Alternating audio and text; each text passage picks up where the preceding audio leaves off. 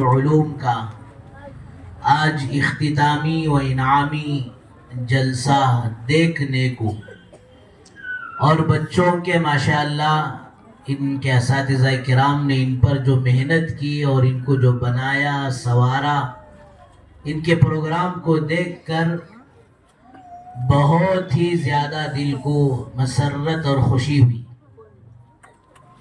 یہ شعبان کا پورا مہینہ ہر دن کہیں نہ کہیں امتحان کے نام سے یا جلسے کے نام سے پورا مہینہ سفر ہوتا ہی رہا ہے۔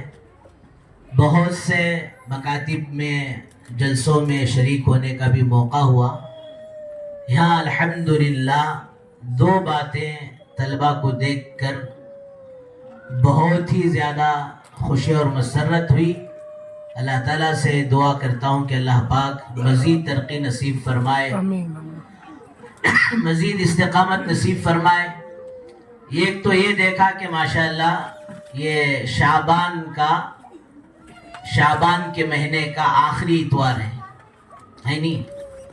پیچھے والے بولو بھی، شعبان کے مہینے کا آخری اتوار ہے۔ جتنے جلسے پینڈنگ ہیں آج وہ ہو جا رہی، بچے کچے کل ایک دن ہوں گے پیر کے دن، پھر منگل سے تو ماشاءاللہ رمضان کی تیاری ہے۔ یہ اس موقع پر جن مہمان علماء کرام کو بلایا جاتا ہے وہ ذرا بزی ہوتے ہیں۔ ہمارا بھی شیڈول بزی تھا، ایک ہمارے سرپرستی میں مکتب چلتا ہے، ان کو بول کر آج کے بجائے کل کر ماشاءاللہ طلبہ کے پروگرام دیکھنے کا موقع مل گیا۔ تو ایسے موقع پر ایسے ہی میں حضرت مولانا مشتاق صاحب اور مولانا سراج صاحب ذمہ داروں سے گزارش کرتا ہوں، کوئی مہمان خصوصی ایسے موقع پر نہیں بھی ملے تو کوئی ٹینشن کی بات نہیں۔ کیا حاجی صاحب، صدر صاحب، بچے اتنا بہترین انداز میں مقرر شعلہ بیان گویا کہ وہ ہیں، ان کو آخر کے بیانات کرا دل کو، دعا کر دل کو، انعامات دیا لے تو بھی آپ کا جلسہ بھرپور کامیاب ہے۔ اتنا بہترین انداز میں ماشاءاللہ بچوں نے یہ تقاریر کو اور اپنے معافی ضمیر کو آپ حضرات کے سامنے پیش کیا ہے۔ الحمدللہ، آپ حضرات بھی بولے الحمدللہ۔ اور دوسری اس سے بھی بڑی بات وہ یہ ہے کہ ماشاءاللہ اثر سے میں دیکھ رہا ہوں کہ بچے سنجیدگی کے ساتھ، ہمارے یہاں بھی ماشاءاللہ 215 بچے 3 شفٹوں میں مکتب میں پڑھنے آتے ہیں۔ کبھی کسی پروگرام میں بٹھائے تو 1 گھنٹہ مشکل سے، اور بھی زیادہ کہ تو اور 1 گھنٹہ، 2 گھنٹے انرجی رہتی ہے سو خاموش بیٹھنے کی۔ تیسرا جب یہ وقت شروع ہوتا ہے تیسرے گھنٹے کا، اس وقت پھر بچوں کو کنٹرول کرنا پڑتا ہے۔ لیکن الحمدللہ یہاں طلبہ بڑی سنجیدگی کے ساتھ عصر سے بھی لے کر مغرب کے بعد سے بھی تھوڑی بہت سموسہ بانٹتے وقت ذرا ادھر ادھر ہوئے، اسے بھی ماشاءاللہ حضرت مولانا قاری مشتاق صاحب جی پھر بھی متنبہ کیے، اور تربیت کا انداز، ہر بچے کو بیٹے بیٹے بول کر ماشاءاللہ حضرت بلا رہے ہیں۔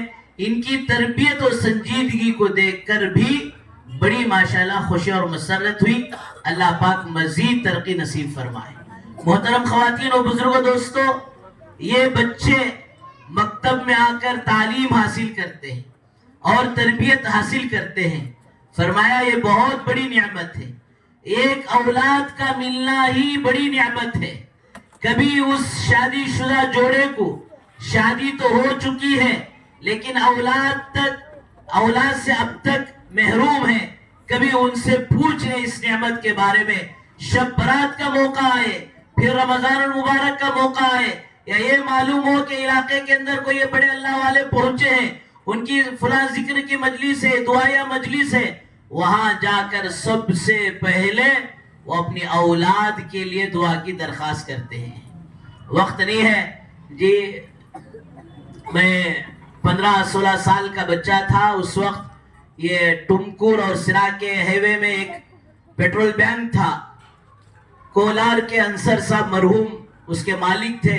وہ زمانے میں یعنی تقریباً 2000 کی بات کر رہا ہوں، آج سے 25-26 سال پہلے 1 لاکھ کا بزنس ہوتا۔ وہاں تراویح طے ہوئی تھی، پیٹرول بینک میں کام کرنے والے اور ہوٹل تھی اور ٹرانسپورٹ آفس تھی، 15-20 لوگ مل کر پڑھتے تھے۔ سحری کا ان کے ہاں انتظام تھا.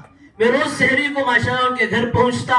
میں پہنچنے سے پہلے سارے سحری کے آئٹمات تیار رہتے اور انصر صاحب بیچارے رو رو کر دعا کرتے رہتے تھے. میں بیٹھ کر سوچتا آخر ہوا کیا ان کو, کس چیز کی آخر کمی ہے.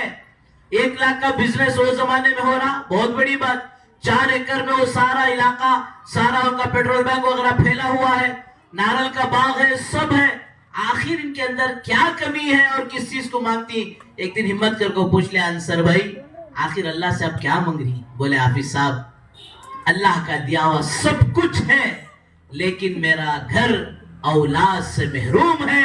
روزانہ سحری کے وقت جو دعا قبول ہوتی ہے اللہ کے پاس میں اولاد کو مانگتا ہوں. ایک بیٹا ایک بیٹی مجھے مل جائے, میں اسے حافظ بنا دوں, عالم دین بنا دوں اور یہ ساری پراپرٹی اس کے نام کر کر اسے دین کے کام کے لیے وقف کر دوں. محترم خواتین, اولاد کا ملنا یہ بہت بڑی نعمت ہے. جہاں نعمت ہے وہاں دوسری بات امانت بھی ہے, اور پھر اس امانت کو صحیح معنی میں استعمال کرنا اور پھر اس امانت کی حفاظت کرنا, اس امانت میں خیانت نہ ہونا.